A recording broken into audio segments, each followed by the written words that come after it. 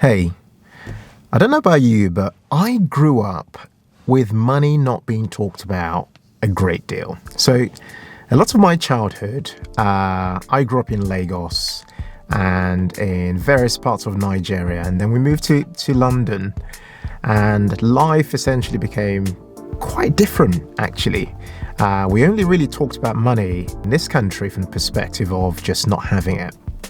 And we never really talked about how the people who do have money, how they actually got to acquire money, and also what sort of mindsets do they have?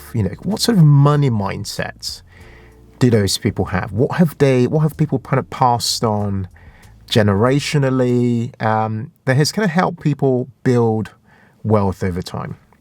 I've been very fortunate in that although I've started out from a place of huge lack, I've kind of managed somehow through lots of different pathways, working hard and experimenting, being creative, working on my career and doing business. So many other things have happened that have meant that I've been exposed to lots of people who over time have built wealth. And I still do today. A lot of people I come across, have considerable wealth. And then you look at their lives and think to yourself, wow, I can see very clear ways in which these people think about money that's very different to the way I personally grew up thinking about money, and also very different to the way that a lot of people I come across on the other side of life also think about money. So today I'm just going to share with you 7 important money mindset shifts that have been really game-changing for me, i.e. for my life personally. And I just hope that they will help you as well, especially in this time where everybody's kind of thinking about almost kind of shutting down and not thinking about money purely from the perspective of trying to keep it, rather than from the perspective of trying to expand, kind of growth. Okay, so my name's Ken of the Humble Penny and Financial Joy Academy. What we do on this channel is give you the tips, the insights, practical hacks to help you work towards a dream life of financial independence and money joy. This channel, I try to make every single video as practical as possible and as insightful as possible, so you can take something away and either just think about it and how you can apply it to your own life, or take something away and begin to action it today. Okay. So today's video, I'm just going to be as simplistic as possible. I've even got some props to help me with some of my ideas, and I'll be sharing with you things that I hope will help you move forward. Okay. So the first money mindset shift I've got to share with you is that money is a certificate of performance. Okay, right. Let me elaborate what I mean. So I've got my wallet here, right? Hang on, there's a motorbike coming. All right. So all right. Motorbike's gone. Here's a question for you. If you've got a wallet like I have, and you've got some money in that wallet, which I have. So I'll open mine up and get some money out. Right, I've got some money here. So I've got £50. Yeah, I've got this out as a prop. How did this money that I've got get into my wallet? Okay, it's a question for you. How did the money that you've got in your life or in your wallet right now get into your wallet? Okay. This mindset shift, very important. Here's what it is, right? So I'll use work as an example to kind of illustrate this particular point about money being a certificate of performance. Let's say you've got a job, and in order to get that job, you had to sit with an employer and you both had an agreement. That agreement got kind of solidified in a contract. And that contract said something like, hey, you're going to show up and the place of work is here. The time of work is 9 to 5. And the pay for doing this job is X. Let's make it up. Let's say it's £50,000, okay, per annum, something like that. Now, will you be rewarded with your monthly pay if you show up and deliver bad performance? The answer is no, right? So money comes into our lives by doing something, showing some level of performance in our lives. This is how this money I've got here, this is how this money flowed into my wallet. I had to have performed somewhere. Now, let me extend this example, right? Let's say, for example, I've now got call it my certificate of performance. I now go to a restaurant. I take my wife, Mary. I'm like, hey, let's go for a date night. We go to a restaurant. And the sign on the door says, we only admit people with certificates of performance in here. Okay? What that's saying is they only admit people with a bit of money. When I go in, we order a nice meal, we have some desserts. When we finished, the waiter or whoever it is shows up and says, here is the bill. And I say to them, oh, how many certificates of performance is that? They'll say to me, oh, 40. I'll count my 40. And I'll hand it to them.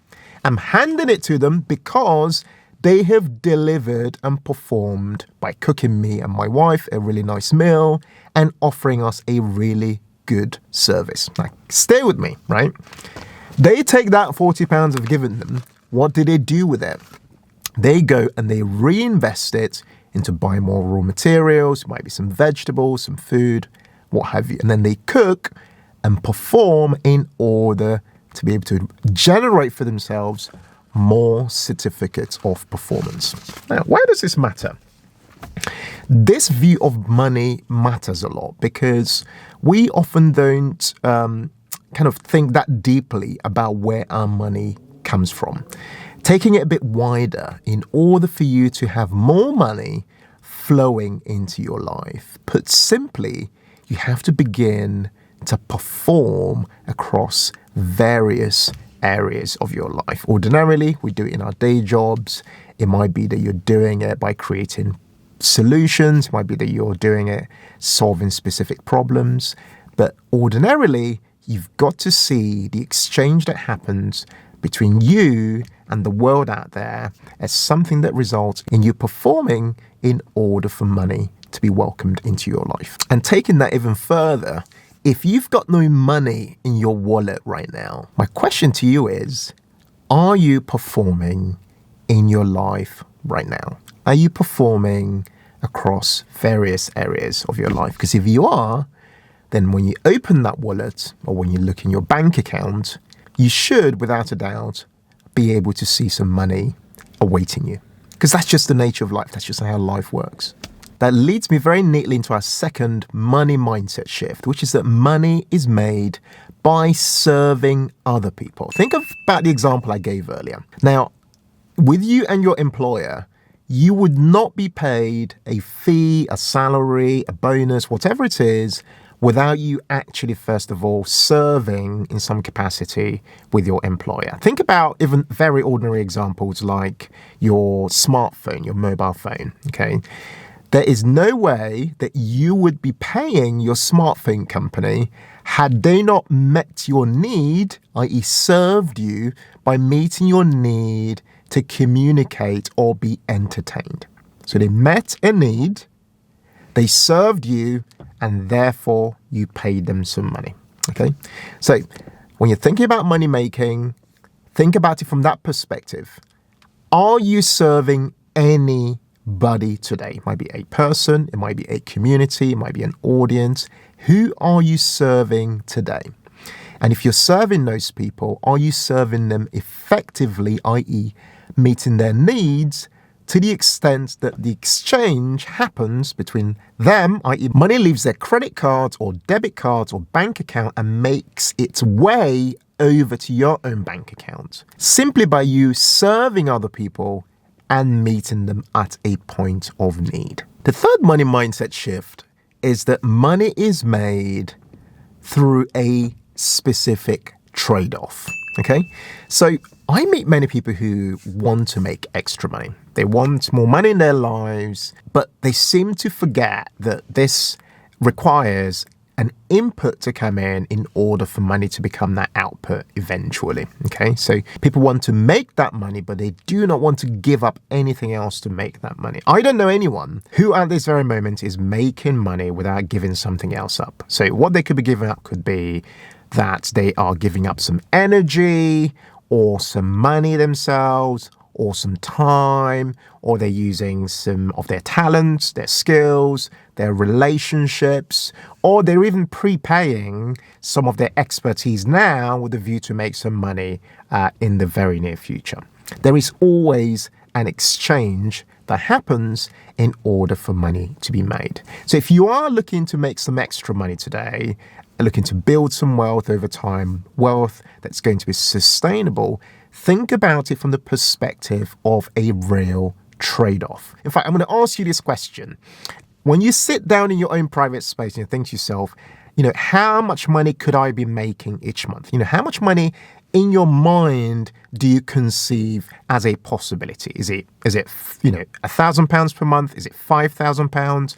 Is it 10 grand per month? Is it 50 grand? Or is it 100 grand per month? Is it more than that? What's the number? So for me, for example, I can conceive 100k per month, okay? And I can conceive more than that, okay? But I know that for that to become a possibility, right, I know that there has to be a real trade-off. I need to operate at a whole different level. So to be able to get to that level even where you are making, I don't know, these are really out there numbers, but they're real numbers for some people, 50k, 100k, 40k, 30k per month, they have to make moves that are so different to the sort of moves that most people make. But the main point of the real trade-off exists, i.e. they might be operating more in an automated fashion. They might be operating more with more of a team, for example. So that resource is still there, but the type of resource that makes the exchange in order for that money to be made is different. But the principle remains the same. Okay, so I'm going to put that question actually. I'd love to know in the comments, in your own space, in your own time, when you think about money and the possibility of making money in your life, how much money is within your possibility, i.e. in your mind, when you think about it? How much money per month do you think is possible for you to make? Not that you know how to make it yet. How much do you think is possible? Just let me know in the comments. Per month. Could be in any currency, wherever you are, in sterling, dollars, wherever it is. Let me know how much you think is a possibility per month. And I'd love to just have that chat later on in the comments as to how you think it could be possible, what steps you think you could take potentially for that sort of money to start to become a reality, i.e. what sort of real trade-offs do you think you need to begin to make in order for that to start to become a reality in your life. The next money mindset shift is that money is a renewable resource, okay? Now, what do I mean here? Money is meant to kind of ebb and flow through our lives. Key word there is through our lives, okay? So if money came to your life and stopped and you hoarded money, you would not make more money. That's just how it works, okay?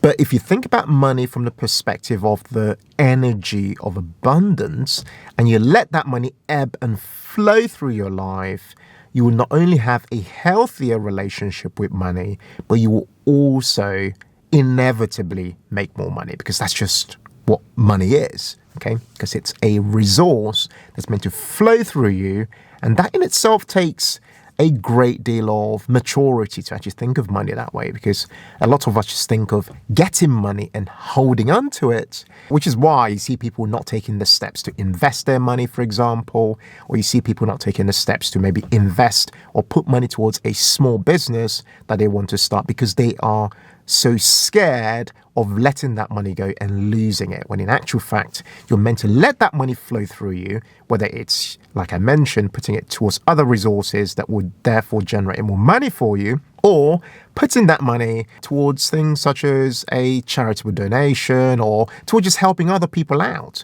But by doing that, you receive a totally different type of benefit flowing into your life. All of which, by the way, form a part of what we refer to as wealth, which goes many steps beyond just making money here and there. The next one is that money is a tool, okay? Now, there's a particular point I want to make here. Here's the point, okay?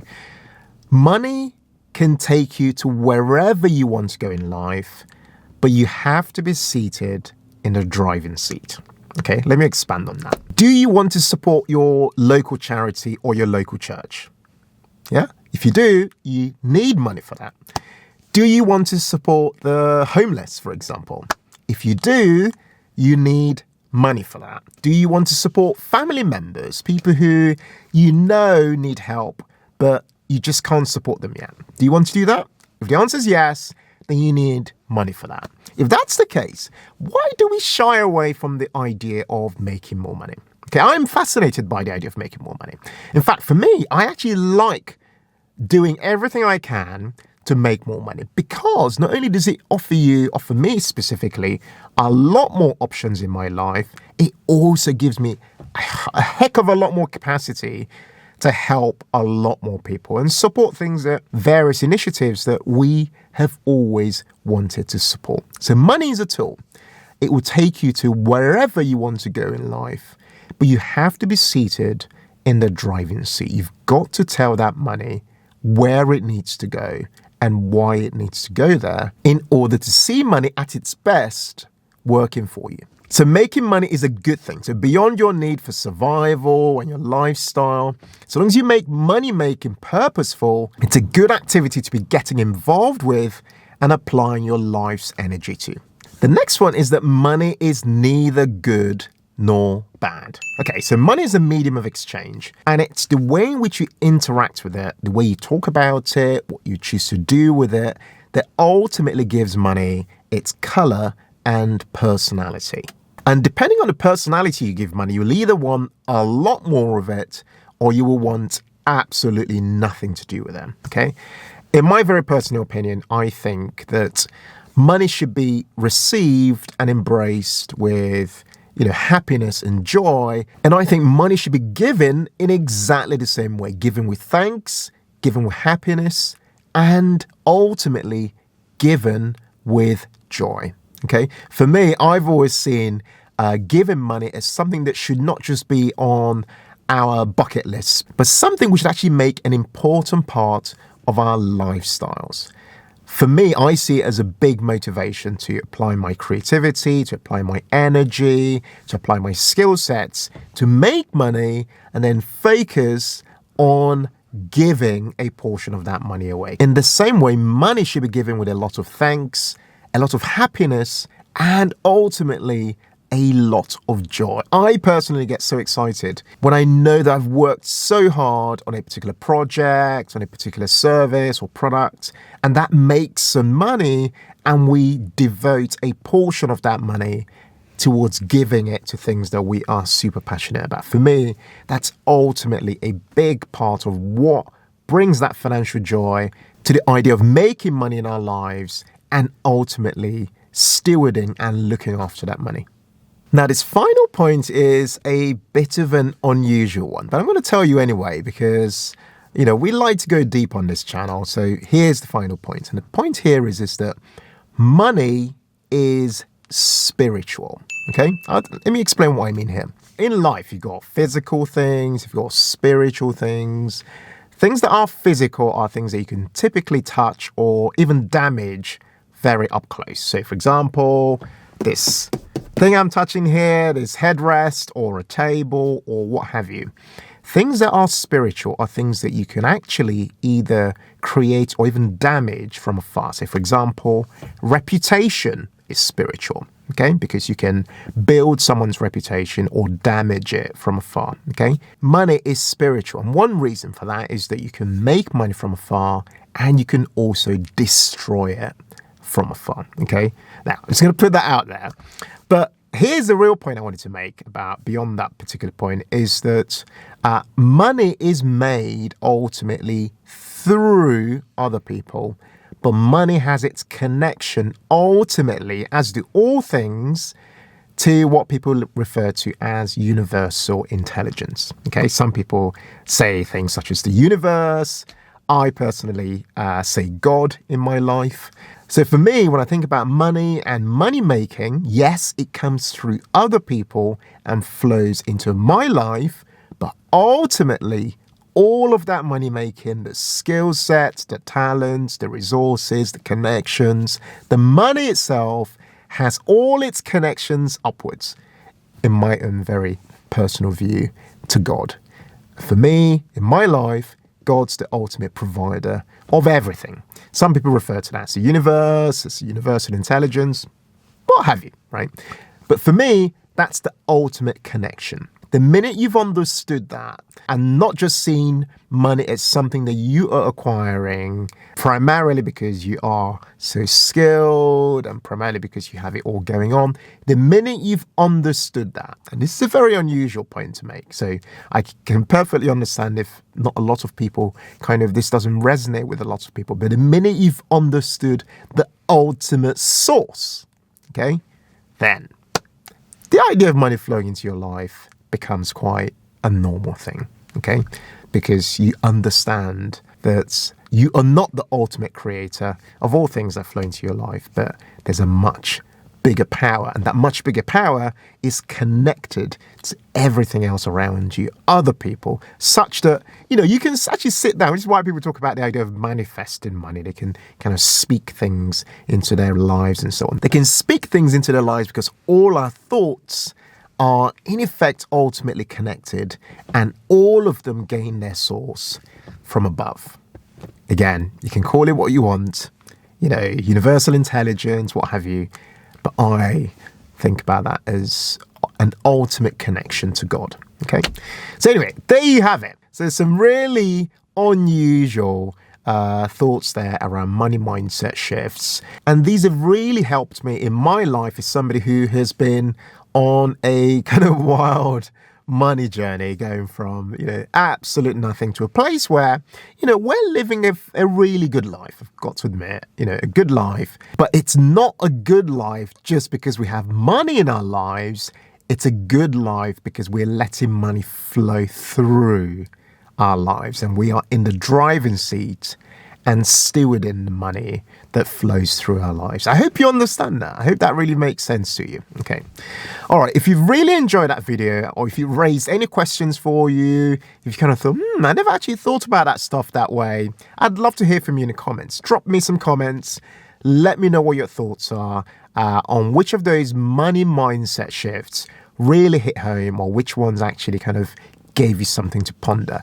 I also asked a question during the video when I said, what sort of amount of money can you envision yourself potentially making per month? You might not know how you'd make it now, but in your mind, you've accepted that this is a possibility. What is that number?